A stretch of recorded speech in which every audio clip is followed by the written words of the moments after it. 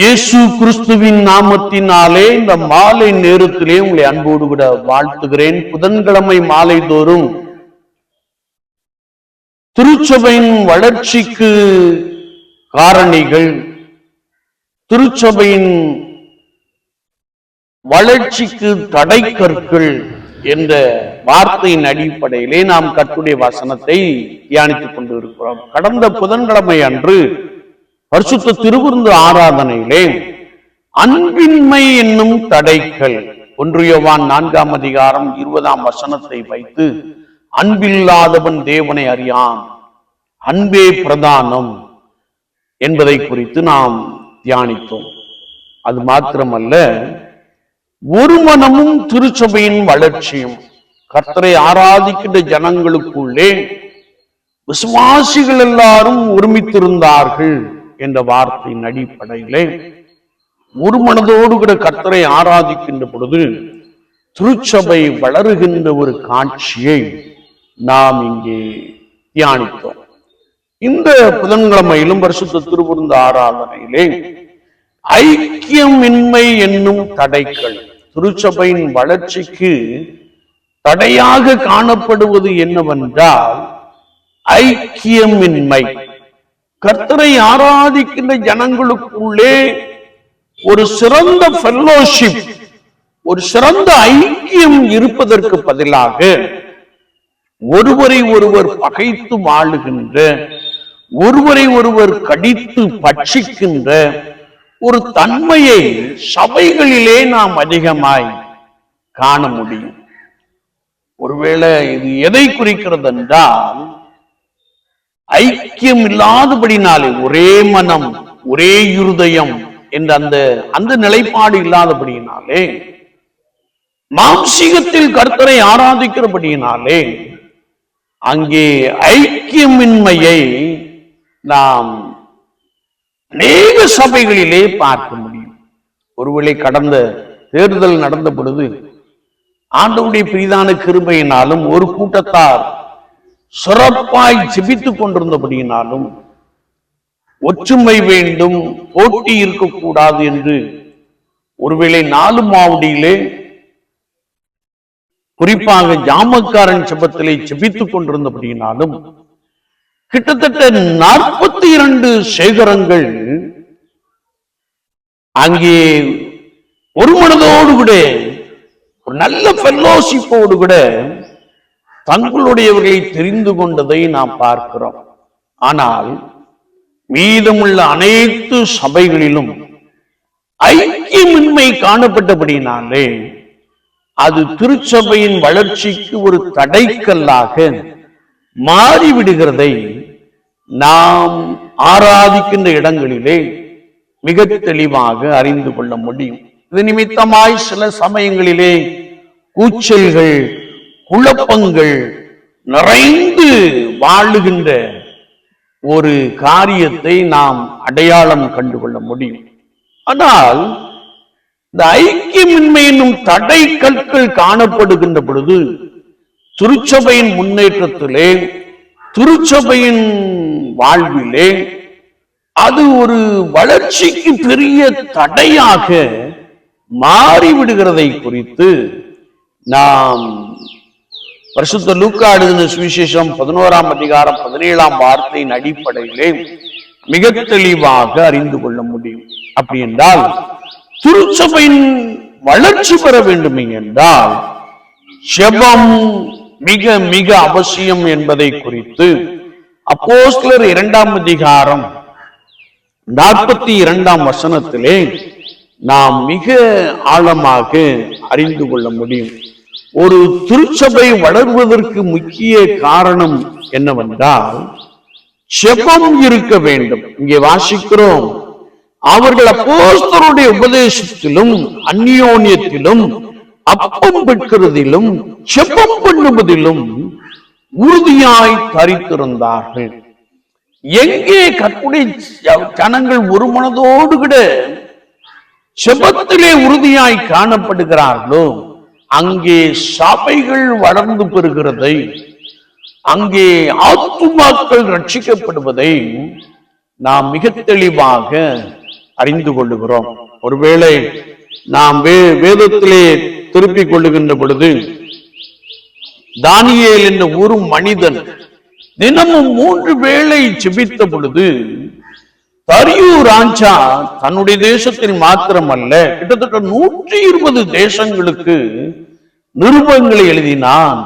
தானியேலின் தெய்வமே ஜீவன் உள்ள தேவன், அவரே ரட்சிக்கிறவர், அவரே விடுவிக்கிறவர், அவரே அடையாளங்களையும் அற்புதங்களையும் செய்கிறவர் என்று எழுதினான் என்பதை குறித்து நாம் வேதத்திலே மிக தெளிவாக அறிந்து கொள்ளுகிறோம். அப்படி என்றால் ஒரு மனிதனுடைய ஜெபத்தினாலே அங்கே சபைகள் அல்லது ஆத்துமாக்கள் ஆண்டவரை ஏற்றுக்கொள்வதையும் அவர்கள் அறிக்கை செய்வதையும் நாம் மிக தெளிவாக அறிந்து கொள்கிறோம். ஒருவேளை நாம் உலக வரலாற்றை நாம் திருப்பி பார்க்கின்ற பொழுது அநேகர் கர்த்தருடைய சமூகத்திலே காத்திருந்து ஜெபித்ததின் நிமித்தமாக சபைகள் பெருகினதையும் தேசத்திலே ரட்சிப்பு உண்டானதையும் நாம் ஆழமாய் அறிந்து கொள்ள முடியும். ஜான் நாக்ஸ் என்ற ஒரு மனிதன் கர்த்தருடைய சமூகத்திலே விழுந்து கிடந்தபடியினாலே அவர் காலத்திலே திருச்சபைகளிலே ஒரு பெரிய அசைவு உண்டாயிற்று.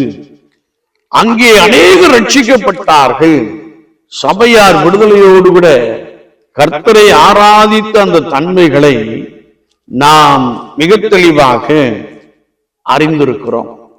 ஒரு அநேக தங்களை அர்ப்பணித்து கர்த்தருடைய சமூகத்திலே விழுந்து கிடந்தபடியினாலே அந்தந்த காலகட்டத்திலே ஆண்டவர் ஒரு பெரிய ரட்சிப்பை தேசத்திலே தேசங்களுக்குள்ளே உண்டாக்கினார் என்பதை நாம் மிக தெளிவாக அறிந்திருக்க முடியும்.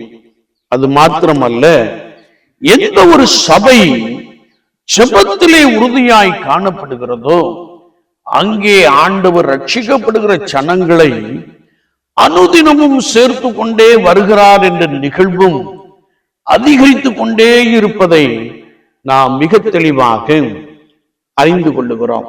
எனவே திருச்சபை வளர்ச்சிக்கு ஜெபம் மிக மிக அவசியம் என்பதை குறித்து நாம் பரிசுத்த வேதாமத்தின் மூலமாக அதிகமாய் அறிந்து கொள்ளுகிறோம். ஜெபிக்கிறவர்கள் ஜெயிக்கிறவர்களாக காணப்படுகிறார்கள் என்பதை நாம் இன்னும் ஆழமாய் அறிந்து கொள்ளுகிறோம். அது மாத்திரமல்ல, ஜெபத்தின் மூலமாக வேதம் சொல்லுகிறது, அவர்கள் கூடியிருந்த இடம் அசைந்தது என்ற வார்த்தையின்படியே ஆதி திருச்சபையார் கர்த்தருக்கு முன்பதாக உண்மையாய் கூடி ஜெபித்தபடியினாலே ஆண்டவர் அங்கே ஒரு பெரிய அசைவை உண்டு பண்ணினார். அங்கே ஒரு பெரிய மாற்றத்தை உண்டு பண்ணினார். ரட்சிக்கப்படுகிற ஜனங்களை கர்த்தர் அனுதினமும் சபையிலே சேர்த்து கொண்டு வந்தார் என்ற ஒரு நிகழ்வை நாம் நன்றாய் அறிந்து கொள்ள முடியும். நம்முடைய சமகாலத்திலே நாம் திருநெல்வேலி திருமண்டலத்திலே ராஜபாளையத்துக்கு அருகாமையில் உள்ள மாங்குடி மீனாட்சிபுரம் என்ற கிராமத்தை ஒருவரும் அவ்வளவு லகுவாக மறந்துவிட முடியாது. ஏனென்றால் அது வரலாற்று சிறப்பு மிக்க கிராமங்கள் என்பதை நாம் நன்றாய் அறிந்திருக்கிறோம். அங்கே உள்ள திருச்சபையார் கர்த்தருக்கு முன்பதாக அர்ப்பணிப்போடு கூட காத்திருந்து ஜெபித்தபடியினாலே அங்கே திருச்சபைகளிலே ஆத்துமாக்கள் பெருகி வருகின்ற காட்சியை நாம் பார்க்க முடியும். நான் சபை ஊழியராய் ஓராண்டு காலம் அங்கே காத்திருந்த பொழுது 302 குடும்பங்கள் காணப்பட்டது. இப்பொழுதோ 650 குடும்பங்கள் கர்த்தரை ஆராதித்துக் கொண்டிருக்கிறார்கள். அப்பொழுது ஒரே ஒரு சர்வீஸ், இப்பொழுது 2 சர்வீஸ் நடைபெறுகிறதை அறிந்து ஆண்டவரை ஸ்தோத்திரிக்கிறேன். அது மாத்திரமல்ல, அது முற்றிலுமாய் ஒரு வித்தியாசமான ஒரு கிராமமாய் காணப்பட்டது. அந்நாட்களிலே சாராயம் வடிப்பதிலே தீவிரமுடைய நபர்கள் உண்டு. ஆனால் அங்கே சிலராய் கூடி ஜெபித்த பொழுது ஆண்டவரே, இந்த நிலைமை எங்கள் கிராமத்திலிருந்து மாறிவிட வேண்டும். எங்கள் கிராமம் தொழில் பெருத்த ஒரு கிராமமாய் மாற வேண்டும். எங்கள் கிராமத்திலிருந்து அநேக அதிகாரிகள் எழும்ப வேண்டும் என்று சொல்லி செபித்த அந்த காலகட்டங்களிலே ஆண்டவர் அந்த கிராமத்தை முற்றிலுமாய் மாற்றி போட்டார். ஒருவேளை இன்றைக்கு அந்த கிராமங்களை நாம் பார்க்கின்ற பொழுது, மாங்குடி, மீனாட்சிபுரம் கிராமங்களை நாம் பார்க்கின்ற பொழுது, டெய்லரிங் மிக ஒரு பெரிய தொழிலாக மாறிவிட்டது. ஒருவேளை ரெடிமேடு தையல் ஆடைகளை அவர்கள் தைத்து எக்ஸ்போர்ட் பண்ணுகிற ஒரு காட்சியை நாங்கள் பார்க்கிறோம். அது நிமித்தமாய் நல்ல வளங்கள், செல்வங்கள் பெருகி இருப்பதை பார்க்கிறோம். அது மாத்திரமல்ல, அந்த மாங்குடி மீனாட்சிபுரம் திருச்சபையை மையமாக கொண்டு எங்கெல்லாம் சுவிசேஷ ஊழியம் செய்தார்களோ அங்கெல்லாம் ஆண்டவர் சபைகளையும் ஆத்துமாக்களையும் எழுப்பி கொடுத்திருக்கின்ற ஒரு காட்சியை காண முடியும். எனவேதான் திருச்சபையின் வளர்ச்சிக்கு முக்கிய காரணி என்னவென்றால் ஜெபம் என்பதை குறித்து அப்போஸ்தலர் 2ஆம் அதிகாரம் 42ஆம் வசனத்திலே நாம் வாசிக்கிறோம். ஜெபத்திலே உறுதியாய் தரித்திருந்த பொழுது ஆண்டவர் அநேகரை ரட்சித்தார். ஜெபத்திலே உறுதியாய் காத்திருந்த பொழுது அவர்கள் கூடியிருந்த இடம் அசைந்தது. இந்த வார்த்தைகளை நாம் நன்றாய் அறிந்து கொள்ளுகிறோம். என்னை கேட்டுக்கொண்டு இருக்கிற என் அன்பு சகோதரனே, சகோதரியே, ஐக்கியமின்மை, ஒரு சரியான ஃபெல்லோஷிப் இல்லை என்றால் சபை வளர்ச்சிக்கு தடை கற்களாக மாறிவிடுகிறது. மாறாக சபையின் வளர்ச்சிக்காக நாம் ஜெபத்திலே உறுதியாய் காத்திருக்கின்ற பொழுது ஆண்டவர் ஆத்துமாக்களையும் ஆலயங்களையும் எழுப்பித்தர போதுமானவராக இருக்கிறார்.